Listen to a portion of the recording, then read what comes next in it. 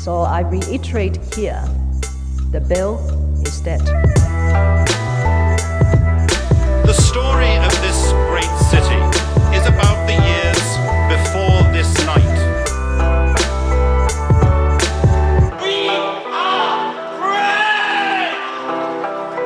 Hey everyone, this is Ho Ho Hong Kong with me, the host you should already know by now, but let me introduce myself again. My name is Vivek Mahbubani and my co-host who is... Mohammed Magdi. Yeah, You're the host who didn't clear up his throat before we Exactly, started. right? I should have done the hello, See, bumblebee, one of those things, right? Yeah, it's okay. It always happens to me. Usually what happens is I think it's clear, and then I press the record button, and it's not clear. Yeah. It's like, you know how you sometimes film some stuff? They're like, all right, you know your lines are, yes, record. You're like, yeah, you just mess it up. Yeah, that always happens. But I usually, what I've learned is that if you power through, they might think, I guess that's how his voice really is. I mean, if they want the very, very clear version, they can sign up for the Patreon. That's where we right. definitely clear up our throats before. We clear up our throats and our mind. Yeah. Make sure we're thinking straight for that one. If you're enjoying the podcast, join the Patreon, patreon.com/hohopod. We put bonus episodes every single week, and it's a cool way to support the podcast.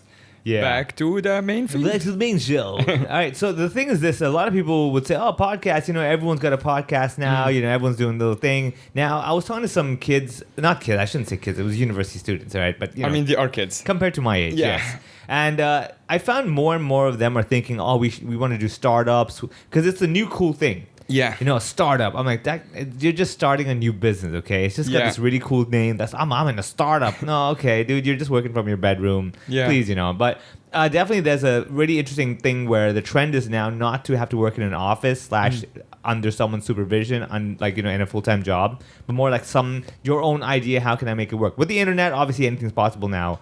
But what I do find is that on paper, everything sounds great. Just like me when I started before comedy, I was a web designer, right? And I did freelancing, and I'm like, oh, whatever, get a job, charge them money, this is great. And then you realize, hold on a second, they're like, oh, we need a PO. You're like, what the hell is a PO? Right? And you start Googling, like, PO, like post office. I'm like, I need a post office box? This is confusing. Turns out a lot of big companies, they have this thing called purchase order. PO, so they give you a number so they can keep track of which job this is. Because I'm like, oh, yeah, they have many jobs. Right. I have one. Yeah. Why would I need to keep track? Yeah, which one is you? What's your number? Correct. Yeah, you're just a number. I'm like, God damn it. Can I be a name? They're like, no, we don't trust those. So there's a lot of these small things I realized. I'm like, oh yeah, over time you learn, which I'm sure like even you running the Backstage Comedy, the more you do, you're more like, they're like, oh, we need a PO for our AI and the CO will get back to you. You're like, sure, I'll give you that. Yeah. Yeah, and over time, the number of times I've had to create a quotation after giving the invoice, I'm just like, what is the point of this? Like, yeah, it's like, isn't it the same thing? They're like, no, it's not. No, it's not. Like quotation is like they haven't approved do you approve? it. Yeah, exactly. Yeah, do you like this money? Yeah. Like, and then when they do, then you're like, here's the invoice, give me the money. Yeah. And I'm like, but I gave you the invoice already. So in the processing, but our procedures require a quotation first for us to approve. I'm like, you do realize you've approved it. Like, but we need to just put in the system that we have actually approved it. I was like, I love this admin stuff. I feel like the startup situation, you never really stop learning. Yeah. No matter how good you are at the job or like being a manager or whatever, especially if you're the sole proprietor or you're the only director. Yeah. And because everything falls on you, right? Yeah. And there is everything you don't catch, no one else catches, unless you're very lucky to have someone in your life who's like, oh, have you done this or whatever. Oh yeah. But there is also so many different little things. Like the way I see it, at least for running Backstage, is that there is no task that is very big. Yeah. Actually, I never have a task that's like, oh my God, this is going to take me half a day or a day, unless it's a physical task of setting up a venue. Oh, yeah. Right? But that's expected, yeah. That's expected. We did that for the Jason show or whatever. Yeah. Like the big shows, you're like, okay, I need to be there and set up a venue. Or traveling, that's another physical task. But otherwise, any admin task never takes more than 1 hour. However, at any given time in my life right now, I have at least 8 of those. Yeah. At any given time. It's ridiculous. And it's not because it's late, it's just because it's always something. Yeah. So I never had to be like, oh yeah, my schedule is completely clear. Let me think of what I can do for the business or like whatever, like expand it or yeah. And this is what I found is that when I was younger, I would see like all these like rich people. Oh, you speak to their secretary. I'm like, why do you all this? Yeah. Like, I was like, I bet you this is like just a rich man with like I have the power to have a person. Oh, I would kill to have the secretary now. Yeah, right. Oh my God. Like now I get it. I'm like, oh yeah, it's because it's basically like a door to say, don't bother me. Yes. Follow that person will let me know if I need to be bothered or not. Yes. You know what I mean? Yeah. But you can still contact me, but you just can't contact me. You get my point? I'm like, okay, makes Or a lot at of least sense. if I have to fill in a government form every single month, and it's an electronic form that I cannot copy, Yeah. that I have to fill it from scratch every single month, and it takes me literally 90 minutes of focused work to do, someone else can do that. Yeah, absolutely. Yeah, look at the previous one, do the same thing. It's just monkey work that needs Yeah. to be done by a monkey. Yes, You get it? exactly. Of course, with all due respect, if you do want to work, If you we do won't- respect to monkeys. Yeah. I mean, at the same time, if you do say, hey, you know what, I would love to do that. I mean, we're not calling you a monkey. Yeah. But it is kind of monkey labor. Yeah. It's just like, oh my God, another like 10,000 of these forms to fill the same word and tick the same boxes. And you're like, you know what? Yeah, we are in the process right now of applying for a visa for another touring act. We had Ahmed a few weeks ago now, and we have another touring act. And again, you applied for Jason's as Yeah. well. And the way the visa application works is, I had enough Yeah. trouble with immigration, so I'll pick my words carefully. Yeah. Is tenacious, I Yeah. would say. Yeah. It's a lot of work Yeah. that we can do with less of. I feel it's their way to really make sure that you really want this person here. Yes. I think it is the case because they're like, look, if you really want to hire someone, you're going to do whatever it takes to get them here. We want to make sure that guy who just had a casual conversation with their cousin, it's not like, hey, I'll get you over here, work for me. They're like, sure, what, I'll do it over the weekend, no big deal. I mean, I understand that. However, we are bringing in temporary. We're not bringing in this is not full-time long-term. employees. Yeah. Exactly. I understand that completely. If they're like, okay, prove that this person deserves a job more than a local and blah blah blah, and how are you going to support them and what's their MPF situation? I get all of that. Yeah. I'm bringing in an artist for a weekend. Yeah. I don't need to fill in the same application as the other full-time job. There's a lot of That's- academic qualifications. And I'm like, That's buddy, the crazy what- part. I don't get this. Why do you need Yeah, this? that's the artist. Like, I Yeah. get if they want to ask for the credits to make sure they're actually legit for the job. Sure, yeah. But yeah, like academic qualifications is one of them. And I remember asking Ahmed, and he's like, I had high school in 1970s. Yeah. I'm like, do you have the certificate? He's like, absolutely not. Yeah. Like, why would I keep it? Yeah. And he's like, also, you're the first booker in my life who asked me for this. I'm Yeah. like, yeah, I know. Yeah, because like over here, the thing is this: the number one that the form has it, and I'm like, look, if we don't give it to them, they might come back. We need this. We'll waste a bunch of time. Yeah. I'm like, if I can get it, let me send it to him. Like even with Jason, I was like, Jason, if you have anything, just give it to me. I'll send it. I'm sure they won't care. I mean, for Jason, it's so easy because So he's a doctor. Yeah, exactly. You must have that. Yeah. Right. And they're probably like, ooh, impressed, even though it has nothing to do with his current Comedy, job. Yeah. But they're like, ooh, a doctor, let's bring him. Let's bring him in. Yeah, we Yeah. need that talent. Yeah, that's what I mean. So I think it's a really old kind of system that they have because again, you're hiring a performer to come in just to do a show and leave. You need a work visa, totally understand it, but there's no real way of saying this is a performer. Can we skip all this other junk? Right. Make sure we have medical insurance, this and that. We're covered. We're done. Yeah. He's just gonna come and do this thing and get out. There's nothing more. But again, I think that they're safeguarding the whole thing. Like, oh yeah, you may claim he's a performer. Right. You may put up this whole posters and this and that and pretend he's doing stuff. He comes into Hong Kong like robs a bank. It's like god damn it, We can actually also like, what's your, because you have the company shared with Tim Chan. Yes. Which yeah. is Hall of Laughs. Hall of Limited. Laughs, Yeah, that, yeah. which the main, I as far as I understand, the main activity is the Laugh Festival, correct? Yeah, like the anchor kind of. Kind of like the what's the word, flagship thing. Yeah. That's the Laugh Okay. Festival we normally have in September, October time. And then you have your own brand, which is you, basically. Yeah, Vivek Mahbubani is my Yeah. own company that Right. take care of everything that I personally do as a performer myself. Right. So Hall of Laughs is more like a kind of like a company get together thing where we Sure. needed a company for certain projects, certain jobs, because certain companies are like, oh, we need a full limited company. And to be LLC, fair, yeah. LLC, and also to be fair to all the comedians, we're like, look, it won't be fair if I'm like getting the money in my pocket and then I give it back to you guys. I'm like, look, it's transparent.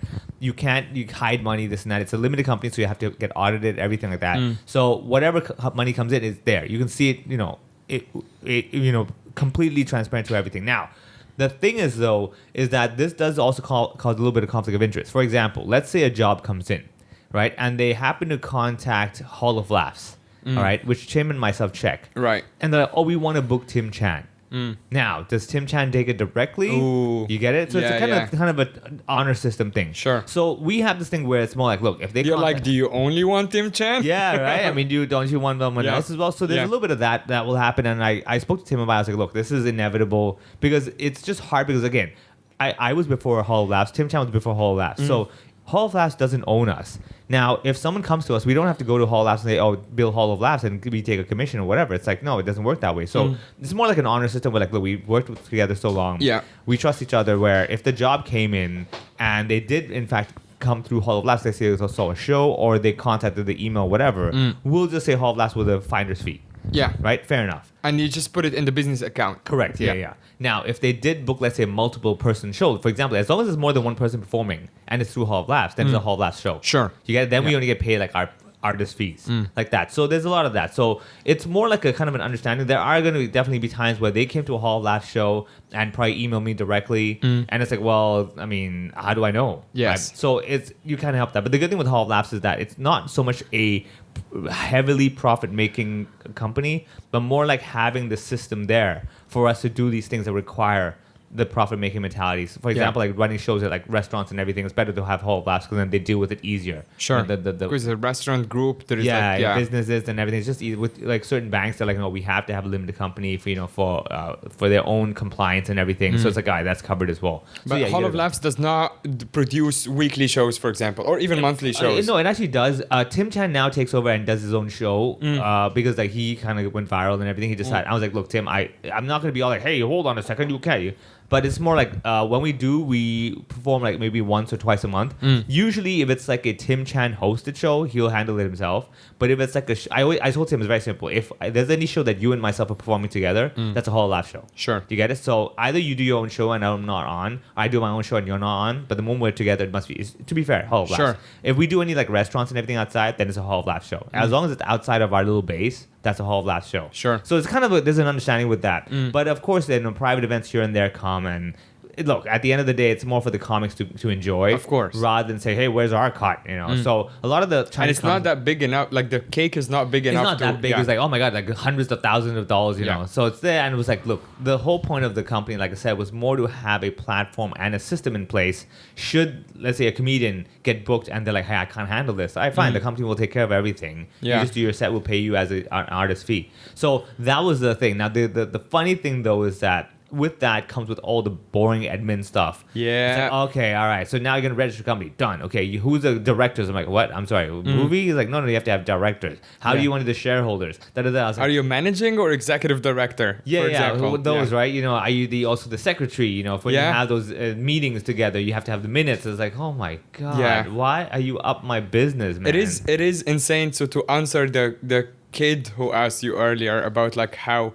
Oh, it seems fun. Oh, well, two things. Number one is that, people are now, especially after COVID, where people did work from home and are slowly going like, wait, why am I going to the office every day? Yeah. That doesn't really make sense. And they are right. Like, there is a lot of jobs, a lot of meetings. Like, imagine, even until like early 2000s, when you see in the movies and whatever on the news, like, they fly a CEO in, and you see them like on the news, like some Bloomberg or whatever. It's like, I flew in from Tokyo for this meeting. I'm like, yeah, you shouldn't have done that. Yeah. That's a meeting. You're meeting another person. Yeah. You can just have it on Zoom. Yeah. That is actually true. I mean, when you fly to just meet another business person, not a personal relationship, but a business person, to talk and fly back. That's first of all, that fucks up the environment. Yeah. And imagine how many people do that, and it's a conversation. If you need to see each other, just open Skype or so there whatever. you go. Now this is the thing. This is the big challenge of they're like, no, but the human touch and everything. Which again, fair enough. Having people in person does make a difference. But I'm always like, dude, I mean, I know you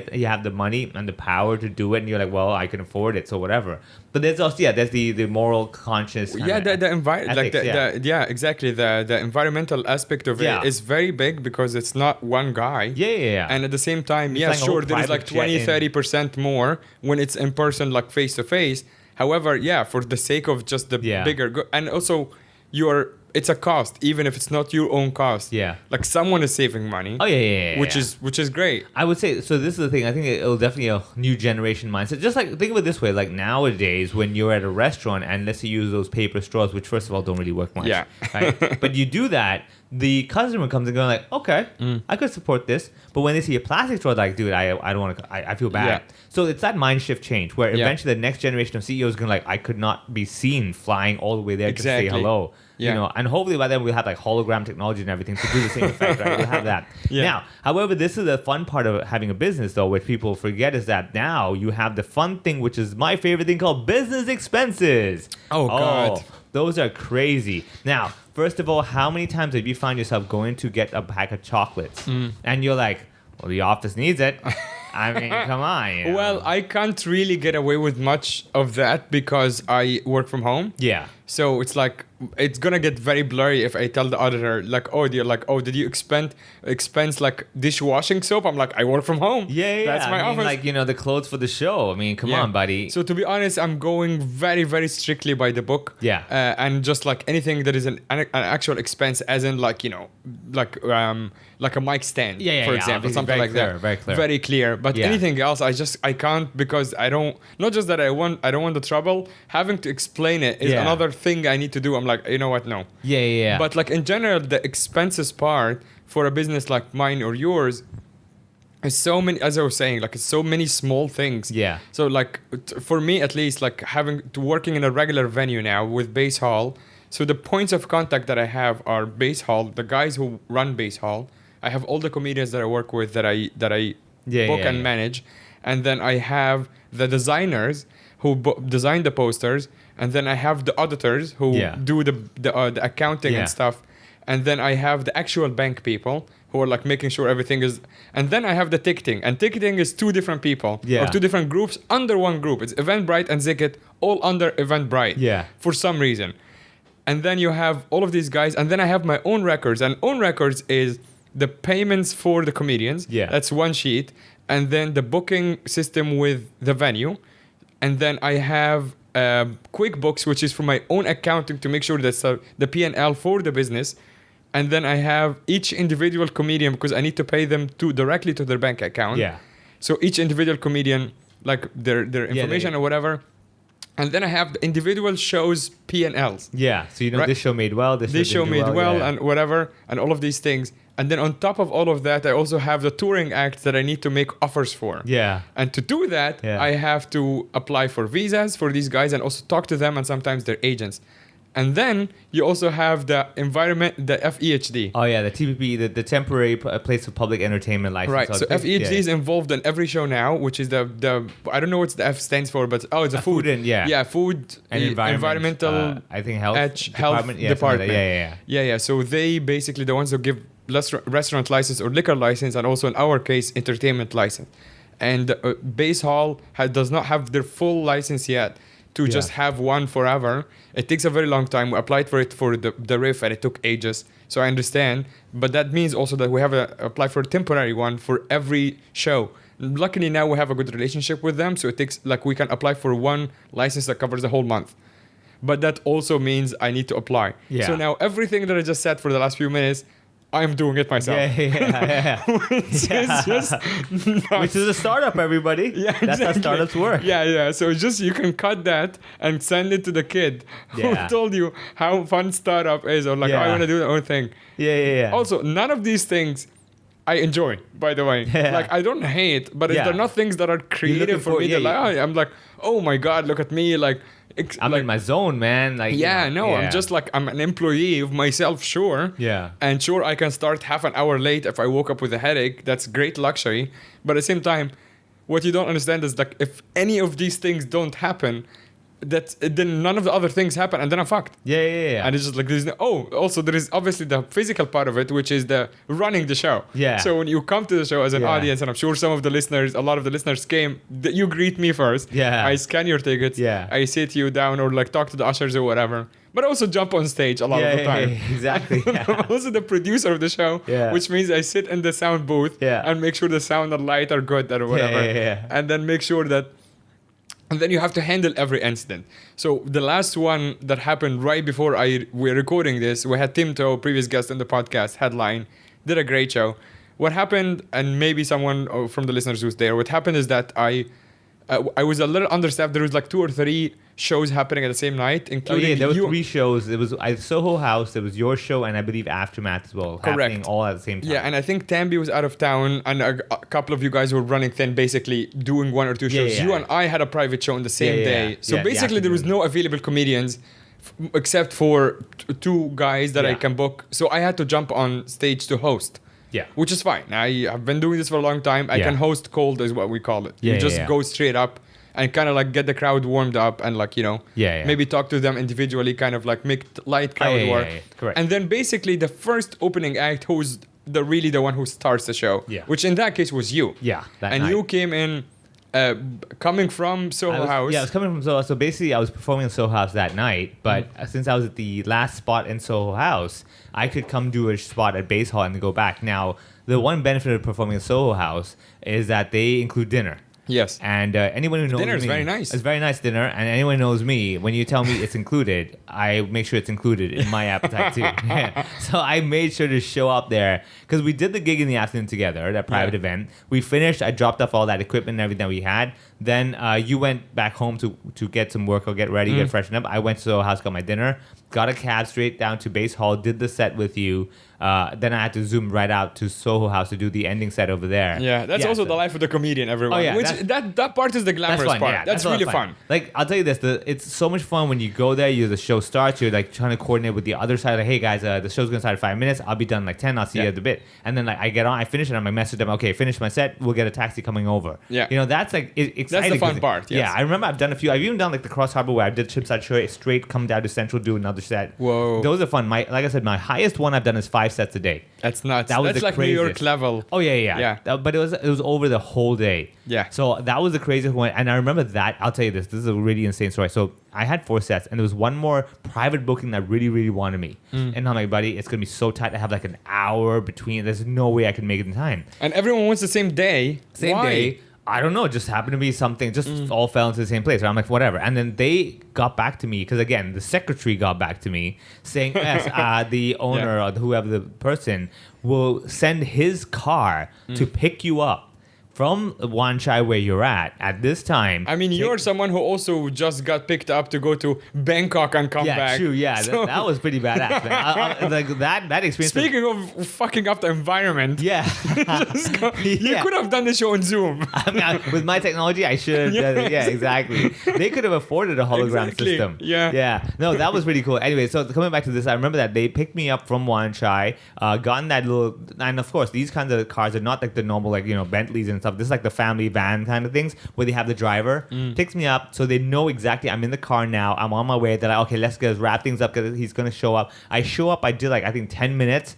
The car's already waiting for me downstairs to take me back straight to Wan Chai. So literally within the hour, I'm leaving Wan Chai, same space. I leave there, come out, do a set, go back, and I'm back there. Yeah, It's absolutely insane. that's wild. Yeah. I mean, at that point, I'm like, oh, this is great. I remember when I was in back hall as well. I was like, it's not even 24 hours. I'm already back at the airport now. Yeah. It was insane. Like, just the idea of being in a car from the Intercontinental Hotel and then the same driver from last night. Yeah. Probably the same shift. Sure. And I'm like sitting there going like, wait, what just happened? Yeah, Yeah, what just yeah. happened? Did I just do a rehearsal, sleep, wake up, eat breakfast, do the set, and go? Yeah. Whoa. And like, that's what I mean. I tell people like, yeah, but it comes with all the downside, the pains as well. Yeah. The prep work, the admin, like go back and And you forth. have and you also have to factor in like unexpected things. Which going back to Timto's show, like so far we're going smooth pretty much. Yeah. Like we're starting the show, it's quite busy, and I'm checking people in and everything. I know I'm gonna host cold. And also people were just kind of hanging around the bar. Again, a good sign. People are enjoying themselves before the show. So I went up and did like announcements. Hey guys, we'll start the show in a few minutes, blah, blah. All good. And then I went up again cold. So it's basically no music, nothing. I'm just going on. It's like, hey everybody, show just started. And we get an applause. We kind of get the show rolling. And I have very light kind of like, so who knows Tim? Who's friends of Tim? Very super, very basic stuff. And then I get heckled from the left side of the stage. And the man says, well, it is a heckle, but it's also like, I guess he was being nice or clever or whatever. He just said, you're very hot. Like some guy in a suit. Yeah. It felt kind of like not malicious. I'm Yeah. So I engage with him. We do like, you see all these clips online or whatever. Same thing. It's like, oh, are you hitting on me? Like I'm single, blah, blah. People are laughing. We're kind of like, we're Bantering getting... a bit, yeah. Yeah. We're also building momentum. The show is starting now. There's a comedian, there's banter. It's fine. I wasn't annoyed by the heckle. Yeah. However, I ask him back. So, what's your story? Who's the lady next to you? And as soon as I look at her, I realize she is fast asleep. Yeah. She's And out of it. She's completely out. Yeah, But and- she's not like... Mind you, this is around 8 p.m. when the show just started. Show just started. On a Thursday 8 p.m. Thursday Yeah. night. She's also in the front row, which now I have to slow down and explain to the audience how important that is. Yeah. Because front row... First of all, we didn't set them in the front. Yeah, they Sometimes sat if the show themselves. is like light crowd, we kind of push them to the front. the show is busy. They sat on the front on their own, but also they're on left front, side front, which means the entire room can see them. Yeah, they're not dead back front. to the audience. Exactly. The side, They're side, which means everyone can see them. So now I start looking at the lady and I'm like, this is not just like a drunk, someone who's tired. It's someone who I know is not the case, but she looks like she's drugged. Yeah. It's just, she's just out, She was zoning cold. out and stuff. Yeah. And I'm like, all right. So now I'm the host, the room is cold, and we just want to build momentum. So now I'm like, is she okay? And then she kind of slowly wakes up. She woke up, she's like, yeah, something like that. Yeah, right? but she went straight back to sleep. Yeah. I'm like, I made a couple of jokes. People are laughing again. So we're like, but then I literally had to stop the show, maybe 3 minutes in, and I go, hey, everyone, I have to make an executive decision. Yeah. You cannot sit here in the front. So she's out again, but the guy goes like, why? I'm like, well, because you're in the front row, and no matter what you say, and no matter how much you don't want this, everyone will be looking at her. Yeah. Whether she wants it or not. Is she awake? Is she asleep? Is she awake? Is she asleep? Is she okay? Yeah. Also, I cannot run the risk of her falling off her chair in the middle of the show. Correct. Plus, she looks unwell anyway. So while I will defer to her if she wants to stay in the room or not, I cannot have her in the front row. At least she needs to be in the back where someone can take care of her if she feels worse. So at this point, I called for you and the venue manager to try to deal with it because I couldn't. It would get worse if I walk to her and be like, "Hey, let's go." Yeah, then everyone's I can do many you. jobs, but I don't want to be the fucking bouncer too. Yeah. So you walk up to her with Simon, with the venue manager, and I don't know what the conversation you were having. So it was just a bit like, oh, I'm really sorry you got to move and everything like that. And then I think the guy kept saying, no, leave it. The lady next to her was like, yeah, let her go. She's like, she's definitely out of it. And we were trying to get her. She's like, no, I don't want to move. But like, you know what? Okay, we're gonna keep our eye on her because right now it's gonna be really difficult to just drag her out. Yeah. And the guy next to her was like, no, just leave her. And the guy was like, aside from the heckling in the beginning and like refusing to cooperate. Yeah. Again, maybe a lot of people listening now and in the audience might not understand that she cannot be in the front row. Yeah. There is no possibility where the show would go on with her in the front row unless she freshens up completely. We can see she's 100% fine and engaging. Then she can sit. It's still bad because the audience will keep continuing to look at her. Again, whether you want it or not, that is going to happen. Correct. And eventually, so she was moved. I think the lady next to her kind of like took her to make sure she's okay. She did. I saw her moving her. That's why she went to the booth area, and I'm like, okay, you're good. And I was like, hey, you want a drink or anything? I'd be happy to get you. Like, not the out lady, but the one who helped out. I'm like, if you want a drink, I'm happy to give you. Because I know I have a coupon. I'm like, I could use that to get her a drink. And then the lady who's out of it, I got her some water as well. I'm like, have some water or stuff like that. And then they just sat in the back over there. Yeah. And I made sure they had a view of the show at least. I was like, come on, I don't want to be out. So of when it. I got off the stage to bring you up, and then I got off the stage, I went to look for her, and the lady who's with her was basically taking her home. She was like, no, she's done. She's out and everything. And the guy sat in the front during your set. And after you left, he also just kind of like stayed on his phone a little bit, and then he left as well. Oh. So he actually didn't stay for the show. But also, the point of this is also for people to understand that if you as a host make a decision like this, people will not like you. And you already fucked up your likability because from their point of view, you are the guy who kicked the sleeping lady out of the show. Correct. Yeah. And that is not a good look. Yeah. But it's an important, and it's the only call to make. After all, the show. See, the job of the host is not to shine, but more like to make the show go smoothly. Yeah. And also, that night's show was Tim Toe's headlining show. Exactly. So all that mattered is for him to shine. Yes. And his set to be fantastic. And it doesn't matter if everyone else just becomes collateral damage or whatever. Yeah, I agree with that. In the sense that I got to take the bullet for the team. Yeah. Yeah. But I wasn't happy with it. I wasn't like, oh, look at me, I did the right thing. It's like, I don't want any of this to happen. Yeah, this shouldn't happen. This shouldn't happen at all. Yeah, there should be no bullets. If it's okay. Yeah, exactly. There should be no bullets. But even if it is okay, someone is too drunk, whatever that happens, it's human nature. However, if someone makes a call like this, can you please cooperate? Yeah. Like, don't make it even more difficult. Yeah, it's already like kind of weird. Yeah. And it's a comedy show. I know. See, that's the thing is that same with Soho House. We actually had this couple in the front where they were basically very, very talkative, and they were responding to different bits. And like I remember when Steve Lee went on, and then they were like kind of being responsive, they were trying to tag give tags here and there. Oh, God. You know, then Tim Chan went on and they were tagging a lot because they had seen him online. They were like, oh, Instagram, yeah, seen your stuff, right? And so they're probably a fan. But then it was one of those really over the top enthusiastic fans who were like, dude, don't tag. Like, there's a rhythm to it, you know? Yeah. And then I went on and I remember in the beginning, I just like, shut up, you know, that kind of thing. And I kept doing my stuff because I could sense that the crowd were like, they were tired of this person. At the same time, like, I've never been the type of guy to attack an audience, like, you're a piece of shit, fuck you, kind of thing. But I was like, dude, I'm just not going to acknowledge you. So you kind of feel like, oh, I guess, he doesn't want to play. Okay, fine, you know. But eventually you could sense he was still trying to do tags. And eventually I was like, okay, let's banter. Let's do this. And I think I saw Tim post about how he does not want to be heckled. I think Tim Chan posted something like along the lines of like some comedians enjoy it, like that's completely fine. Yeah, I just or don't not like enjoy it, it, like it's okay for them to engage. Yeah. Tim's like, please, like politely, he's like, don't heckle me. I don't. Like, it's not okay. Yeah, he doesn't like it at all. Which is fine. Yeah, you know exactly. your thing. Yeah, exactly. He's a comedian like Jerry Seinfeld. Like he's just a comedian who goes on stage and tells jokes. He doesn't engage with Norm Macdonald. Like these guys, they're comedians. You gotta respect the style. Yeah. As opposed to like Andrew Schultz or Mark Normand or like, you know, even the local guys like Pete Grella, Ryan Hynek. There's a lot of guys. All crowd work, Exactly, all crowd work, or at least they're responsive and kind of ready for it. Yeah. But some other guys is like, just respect the fucking art. Yeah. That happens, man. But that's the other downside of the startups and everything. However, again, the ability to have your own business in many ways, that sense of ownership is like, oh, this is the best, right? You know, that kind of thing. So again, I think it comes down to this. I tell people like, look, there's always the fun, glamorous side of whatever you're doing. And let's be honest, I've been to so many startup pitching events that I've hosted, from the elevator pitch to the Startup Express and everything. And you see all these great ideas. And I always tell people like, it's great for these 6 minutes when they're pitching it to you, but I guarantee they're sitting in their office trying to, you know, somehow squeeze in another idea at like 3 a.m. because they're like, we have to figure something out now, you know. After a couple of lines of some whatever substance. Yeah, exactly. Yeah, whatever it takes, whatever that lady was using, the opposite of it that didn't make me fall asleep. You know, that kind of thing. But yeah, I mean, there's a lot of that. But I'll tell you this though.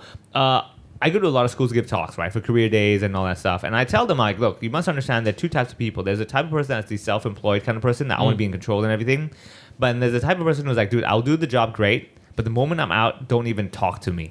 Don't even touch me. I don't care about this job kind of thing. I feel like it's turning a lot in Europe. There is a lot of that now, which I think my buddy who lives in France said it's illegal now for his boss to message him after I think 5 p.m. or something. Yeah, something like that. He's like, no one, or email. Like even the company email servers now do not send emails after a certain time. It just blocks it. Right? Just blocks it. And then I guess he holds it until like the next slot or something. I've heard of that kind of stuff. Yeah, so it's very good, first of all, because it will never happen in Hong Kong. Never, dude. No chance. Impossible. First of all, the tycoons are like, I'm sorry, I got a party, and when I want that food now, when I want that thing done now, you do it now. Yeah. I mean, let's be very honest. The whole system here, you can tell, is designed for the top, let's say 10%, to have the best life possible.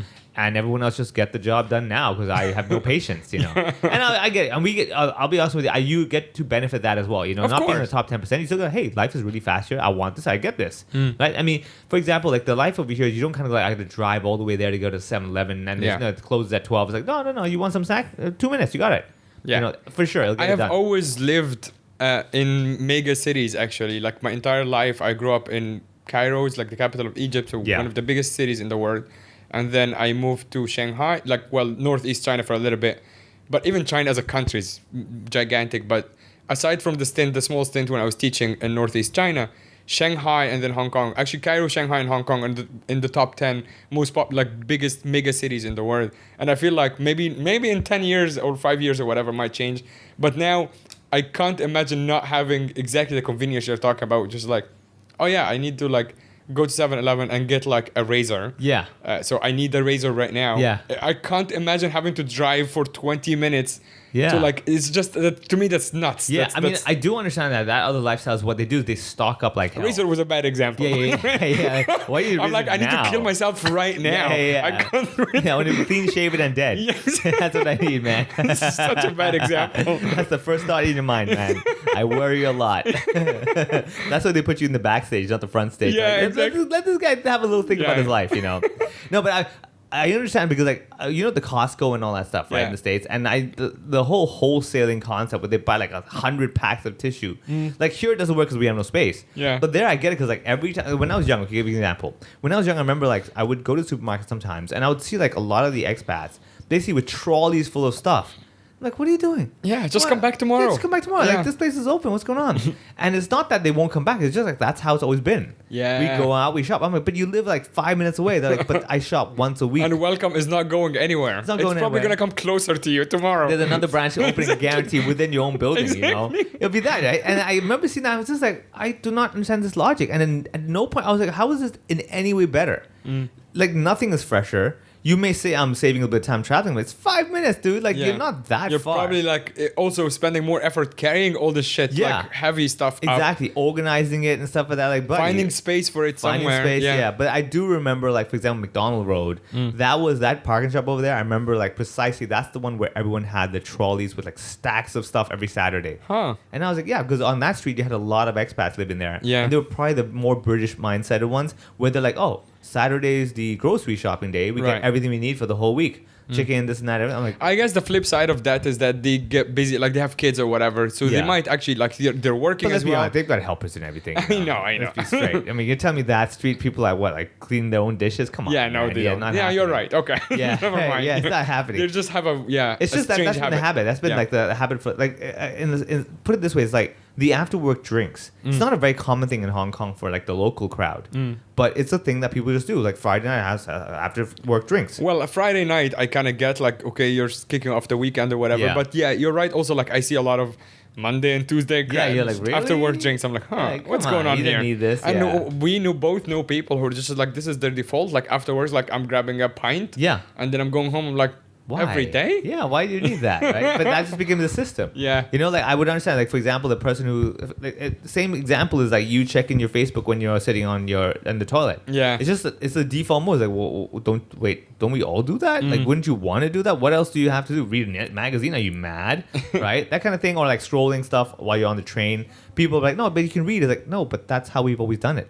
Right. We've always done social media. Why would I be reading a book instead? But with overseas, because they have no internet there, no data, that's why you're like, Yeah, You get the it? tube or Yeah, the whatever tube has- just yeah, has exactly. I remember like in New York, it's like there's no like Really? signal in the Oh, subway. that would drive me nuts. right. I remember before. Again, I mean, never lived in a place that has that. Even Cairo, by the way, is covered. Maybe they've metro's improved it now, but I remember when I went there, maybe like I think like 7 And years then ago. you spend like what, half an hour you're offline? Yeah. That's I mean, I don't mind being offline for a bit, that's fine. Yeah. But half an hour when you're on a place and like someone, for example, goes like, oh, change of plans Yeah. or I'm whatever. like, oh, and I'll you never know. what? Yeah. No, that's like being on a plane. That's nuts. Yeah, To me, yeah, that's just yeah. like I'm already mad. Right, exactly. Yeah. So these are small things, especially now. This is the thing where I tell people that self-employed issues. Okay, so let's say your job, right? Your full-time job that you employed in and stuff like that. Oh, you got to fly to this place for this work. All right, cool. Now they know you're flying at the time, which means you have full excuse Yeah. of, hey guys, there's no way in hell you're gonna be contacting me. Right. I'm on the plane unless you're giving me the budget for the internet on the plane, which I'm Wi-Fi. still not gonna use anyway. Which, by the way, shout out to Turkish Airlines. Free Wi-Fi for Oh. economy. Wow. Super good. Damn, like dude. on the last flight coming back from Istanbul to Yeah. here, the whole flight is. I mean, it's good for like you can't like download movies. Yeah. But it's good for like WhatsApp and even like Basic- Facebook and oh, stuff. yeah. That Like basic text social stuff. media, yeah. Dude, Yeah. it's crazy. That's awesome. So honestly, if you're going to Europe or somewhere in the Middle East, think of Turkish Airlines. Yeah. Genuine, great service. Yeah, I've heard Yeah. good stuff with that. I Very good. remember they also sponsored the Batman vs Superman movie anyway. So I was like, Yeah. Which ironically for me, I was like, why would you have to sponsor Superman for flights? It's unnecessary. But I Yeah. remember seeing that. I was like, this is a weird combination. Right. Right. The marketing department, you're kings of this one. Yeah. All right. So this is the thing is that when you're self-employed and everything, like a public holiday or you've taken your leave, technically you can. Sorry, not self-employed. So when you're employed, you can technically be like, I don't care. Yeah. I'm handing over to this guy. You deal with it. I don't give a shit. Now, self-employed, the problem is like, no, but you can draw lines now. I've read so many books about it. You got to draw the line. I have so many techniques or methods trying my best to stop me from working past a certain hour. Like I have a 14-hour mark. What I do every morning, I wake up. The moment I wake up, I know like I woke up at 9:30. Let's say. Now I'm gonna do the math. 9:30 p.m. is gonna be 12-hour mark. 11:30 p.m. is gonna be my 14-hour Yeah. mark. At the 14-hour mark, I have a marking in my calendar that'll send me a notification. It's been 14 hours, dude. Yeah. Stop. Right? And Wow. Yeah. I have That to is, yeah. I think, yeah, you need that. I mean, Oh, dude. you also, yeah. I have like so many things going on. Yeah. That I need that to be like, dude. Yeah, dude, come on. You know Yeah. what? They can't be like, I don't see the clock. He's Yeah. like, well, it's right there. You know what I have Yeah. that is equivalent to that? My dog. Because if I... She's like, yep, time to go. Yeah, time to go, which is really good because, yeah, if I do also now sometimes do straight like 8 to 10 hours. Yeah. basically on the desk. Oh, Like, absolutely, yeah. you set up, you make some lunch or whatever, but like I'm basically on the desk the whole time. And then come like 9 p.m. she literally starts whining. She's like, "What are you doing? Yeah, Like, we're supposed to go out." I'm Yeah. like, "Oh yeah, sorry." Yeah. See, that's pretty good. Yeah. And also with the dog is like this a bit more meaningful. It's not just you saying like stop. And it's like, Yeah. well, I could kind of squeeze in another half an hour. You'll never know. Right? Yeah. So yeah, that's the hard part. Honestly, I've tried really hard to make that happen. And I'll tell people that this is the one what I'm talking about with the self-employed thing. The number of people who have burnt out or like, they just feel the imbalance of work life, all that stuff. Oh, self-employed will completely destroy you. Yeah. Oh, easily. Yeah. Because like there's no escaping. You can't be like, I don't care. It's like, No. You know Yeah. what? You don't care today. Tomorrow morning you're gonna It's hate gonna it. you're gonna still hate be it. there. And I'm sure there are people listening, like, even if you're like in higher up positions in companies or whatever, and you go, I have more responsibilities. You're right. However, you work with other people. That's Yeah. a bigger difference. Like Yeah. you employ people sometimes, or at least you have a colleagues or team or whatever. In this situation, a very small startup, which is what we're talking about. We're not saying we're the busiest people in the world. Yeah. We're saying that the people in our position that are a one-man startup, basically, the idea of having to make all of the calls and having to think of everything Yeah. can burn you out. Yeah, for sure. And also remember, you're the decision maker and the doer. Yes. Now you might say, yeah, well then hire people to do it. I'm like, yes, I understand that. It can all be done by hiring people, but remember, the costs all add up as well. Yeah. And we're not like regular enough where every single day I have this person sitting there No. waiting for this kind It's of job. like we're the classic example of what they call now gig economy. Yeah, We're yeah. going on off gigs. Like Yeah, yeah. that's you our get a gig, you get it. You don't. then nothing's you don't happening. exactly Yeah. nothing is happening. Yeah. But I think so. It does kind of balance itself out. Like I've noticed nowadays that it just somehow evens out every month, whether I get like 5 gigs or 1 gig or whatever. Over the year, it just always seems to even out. Yeah. In that sense, right? So there's that benefit as well. Now, of course, the insecurity and all that stuff, where like, oh, but what if it's not stable? I'm like, buddy, it's a Life is not stable Yeah, it's as not well. stable, You can yeah. also have a regular job fired in a tomorrow. bank and Yeah. you get fired tomorrow, or you can be very happy and very secure in the job. Yeah. And then you get sick, and then all of your time is now Yeah. dedicated to talking to insurance or whatever. Yeah, It's exactly. just- Yeah. So anything's possible, which is what I say. When people tell me like, oh, self-employed, I'm like, buddy, just be clear about yourself. That's what you want. And the same with comedy, man. I tell people it's such a simple thing as that everyone thinks that they can be funny. Everyone who's like funny with their friends think that can be funny as well. Like anyone can be funny, but not everybody can be funny. It's like one of those things Yeah. where like it's something anyone You can be, do. but not no one, but most people cannot do that for a Sustain night it, yeah. in, night out for a group Correct. of strangers. Yes. Yeah, I mean, yeah, you yeah. can, but you have to start learning. It's the Yeah. same thing like anything. You can Exactly. You can technically anyone can be a brain surgeon. Yeah. But you have to do the work. Yeah, yeah, And you have to exactly. learn how to do the thing. Yeah. The problem with stand up is that it looks so easy, right? And a lot of people is like, yeah, you can make people laugh. I can make people laugh. It's like, yeah, I know, you're I know. right. You have the toolkits. Like I said, a hammer and a nail is very simple, but to build the whole thing is another matter. Yeah. You know how it works. You know the techniques. You know the skills involved. You know the wooden boards. You know like perpendicular angles and everything. Exactly. But putting it together and making it all work is like, well, that's a different game. And hence what I'm saying for everyone out there who's like, oh, I want to do my own thing. Do your own thing. But you have to do the homework of like, what does it really involve, and can I sustain doing it every day? And I tell people like, I love comedy to the point that I've been doing it for so many years now that it's no question of like, can I keep doing this? Like, yeah, this is what I've been doing already, and Yeah. I'm still here, so it's fine. But yes, there's definitely a lot of like balancing act. And look, when you have the peak seasons, man, there have been so many times when I would go day after day and gig after gig after gig, where I'm just like by the 4th day, and I tell people, if I have 4 gigs continuous on 4 days, by the 4th gig, I have I no don't know. idea where Yeah, I'm at. yeah. Like I'm just like I can do it. I'll get it done. I'm like reading what I have to do, but I'm just like, hold on, have I said this? I'm so lost right now. I remember, and I shared that on a previous episode. I remember doing that on tour when I had like Korea, Japan, and I think something before that. Yeah. And I think by the last gig in whichever country I was in, either Korea or Japan, I woke up, the blinds were down at the hotel, and I woke up and it took me about 5 minutes to know which country I was in. Yeah. And what was happening last night. Not drinking, nothing. But it's just like, it's just a like blur, the yeah. movies. It's complete blur, but also like, am I back home in Shanghai? Am I in a different country? Like, what the fuck? And it's like, it's kind of scary. Yeah. To be like, oh shit, okay. Yeah. All right, it's coming How do back. I not know? Yeah. yeah. But that's what I mean. I tell people like, these are the things that you will experience only by doing it. Yeah. Like my favorite example I always say is that I never ever thought in my life I'd say no to a buffet.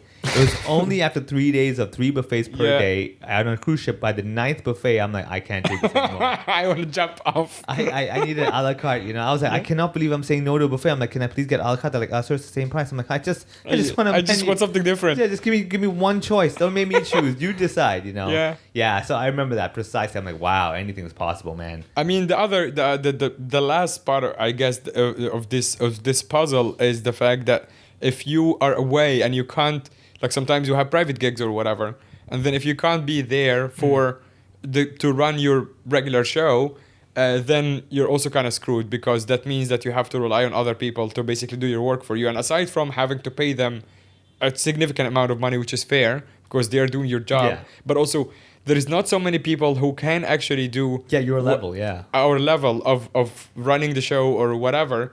And that also becomes scary, because sometimes you're like, you have to go, like, Yeah. you know, something happened, or you want to even take a freaking holiday, but you can't. At least I'm speaking for myself. If I want to take a holiday, I cannot afford stopping the shows.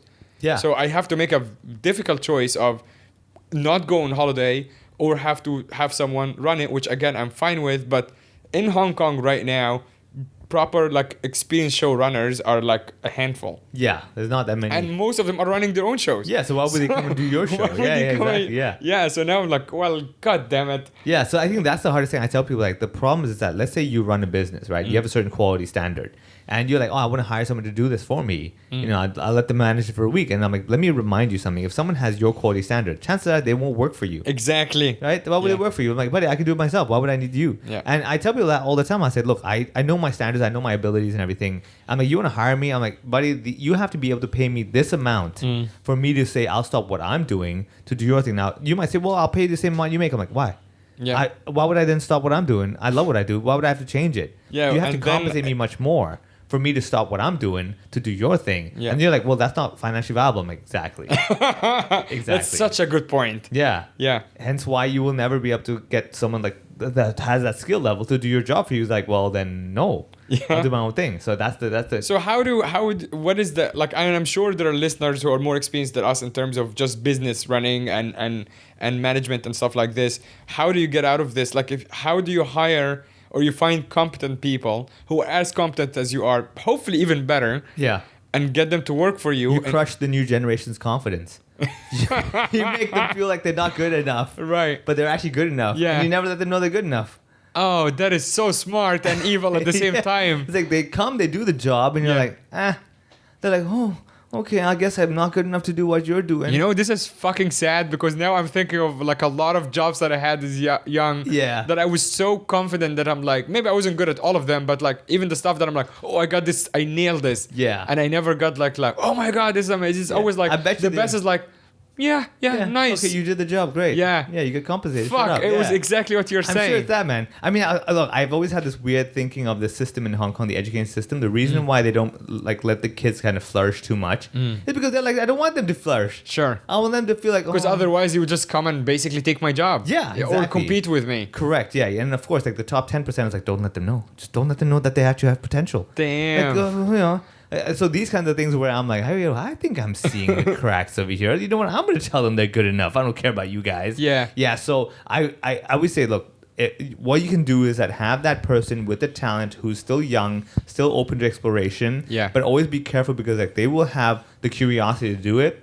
And if you're unable to keep up with their level, they'll eventually steal everything you have and do it better than you. Yeah. And now you've let them into your world. Got the They got inside all the scoop. trade secrets. Yeah, exactly. So Yeah. it's a really hard balancing act. And I would say, look, at the end of the day, maybe it's the more you research about this stuff, the more you realize it's not so much about the money anymore. Like, people want money, yes, but that's not the highest incentive factor. It's a sense of ownership. It's a sense of control. That kind of stuff. I'm like, oh, interesting. It's a sense of also like achievement, like or doing something, Yeah. like that you are proud of and that you are that you, as you said, own. Yeah, yeah. correct, Even if yeah. it's not your own business per se, but you it's feel like you're part of it. Yeah, you're part of it. You're an actual part of it, as opposed to something that you're so disconnected from. Like people always talk about, like, you know, the factory workers or the guys at Amazon, like the packing guys or whatever. It's like you're so disconnected from the final result that sometimes you don't even know which country it's going to in the it world. doesn't matter, and you're just shipping another box, and it's just like Why would you have any ownership? And of course, you have like, the guy, the HR, the training guy, whatever, some motivational speakers, like, we are all part of this. Like, well, not really, so, but because no. I can be replaced with Mark or John or Sarah, and the end result is exactly the same. Correct. Yeah. So I mean, hence why you have a lot of skills that are highly replaceable, which is why they're always replaced new people. Yeah. Because that's someone's cheaper. Someone's cheaper. Exactly. Yeah. So that's what I always tell people. An immigrant. Yeah. Exactly. Yeah, usually. And that's why I tell the new generation, I'm like, look, make sure that your skill, whatever you're doing, is not highly replaceable. What's unique about you, and you'll figure it out. Luckily for us, is like with comedy, you don't just hire a comedian. You hire the comedy bits as well. Exactly. So you hire the comedy bits, and then you hire also like the last private gig we did together. Now we're both out of the country. Yeah. But the last private gig we did together, they didn't just hire 2 comedians. They also hired basically promoters and producers. To set up the room for them, because, and I don't know if I mentioned this in the podcast, but like when they talked to us in the beginning, I'm like, you're not gonna have a show like this. Yeah. This is an office from the show The Office. Yeah. Like this crazy. It doesn't work. Yeah. It doesn't work. But then they trusted us that we can turn the conference room into something workable, and we did. Yeah. But like, you can maybe hire a much better comedian, but they might not have the production skills to actually do this properly. Correct. So, Yeah. So it's all that stuff added up together. So it's as simple as that. Just do your thing. Figure out what you want to do. But I think the ultimate thing is AI is going to take over everything. So just I don't think it will take over the telling jokes. Like I know it can tell jokes or whatever. That human element is very different. Yeah. When it comes to that human connection thing, I think that I'm very secure about. But I think also the human error, which is what I always say, that's the one thing about art, is that it's the best art is usually with like some sort of error here, something weird, like, oh, that doesn't make sense, but somehow it just works. Like, yeah, that's what I'm talking about. Yeah. It just doesn't make sense, but somehow works. And I think that's the one thing with comedy as well. Like, somehow I want to listen to the stranger talk to me. Like, I hate listening to anyone, but somehow I want to be here. I was like, oh, there you go. Yeah, and there's comedians, like famous comedians, that you just kind of like the sound of their voice sometimes, and it's like their style or whatever. It's like, nothing can really replace that. You know? Exactly. Such as this voice. Right over here, letting you know that comedy can make you laugh. Wouldn't you want to laugh? I would want you to laugh. For a fee of buying a ticket, you can laugh. So stuff like that. One last thing. If you're listening to this and you're thinking, especially if you're in a higher up managerial position and you're thinking there's some very obvious solutions to some of the things, and I'm sure some people are thinking like, oh yeah, you should just do this and this. Legal labor, man. Yeah. Oh yeah. Well, or actual managerial advice of like, oh no, you should divide your time better this way or whatever. At least for me, I would like this advice from some people who are more experienced than me at running businesses. And because I'm sure that we're running into classic problems of like how to divide your time. Everyone's gone through that. Exactly. Everyone's gone through that. And I would like to know the answer. And please don't tell me the answer is to read a 1,000-page book. I was going to tell you that just now. I was like, dude, I can give you 20 books to read, man. I was just saying, I have no time.